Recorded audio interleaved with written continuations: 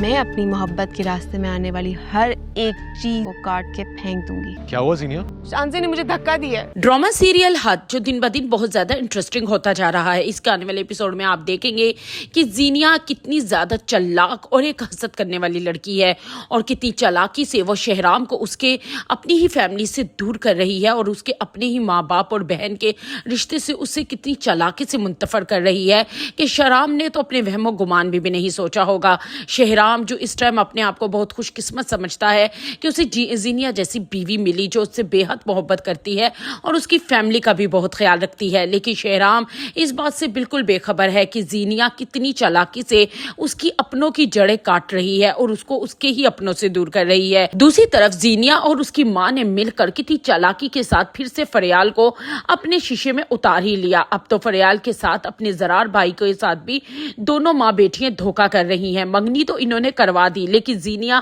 مرتے دم تک بھی فریال کو اپنی بھابھی بنا کر کبھی بھی اپنے بھائی کے ساتھ رخصت کر کے نہیں لے کر آئے گی، جس کے لیے وہ ایک ایسا خطرناک کھیل کھیل رہی ہے جس میں وہ فریال کو اتنا زیادہ بدنام اور ذلیل کر دے گی کہ اس کا بھائی اس کو خود ہی چھوڑ دے گا، اس سے شادی نہیں کرے گا اور اس سے منتفر ہو جائے گا۔ اور دوسری طرف زینیا شہرام کی اپنی بہن سے محبت سے بھی بہت جیلس ہے، اسے یہ بات بالکل بھی پسند نہیں کہ وہ اسے چھوڑ کر اپنی بہن کو زیادہ توجہ دے۔ وہ بہن جس کا شوہر اسے بچہ نہ ہونے کی وجہ سے ڈیورس دے کر اس کے ماں باپ کے گھر چھوڑ گیا ہے، جس کی وجہ سے وہ بہت زیادہ حساس ہو چکی ہے۔ زینیا پوری کوشش کر رہی ہے کہ اسے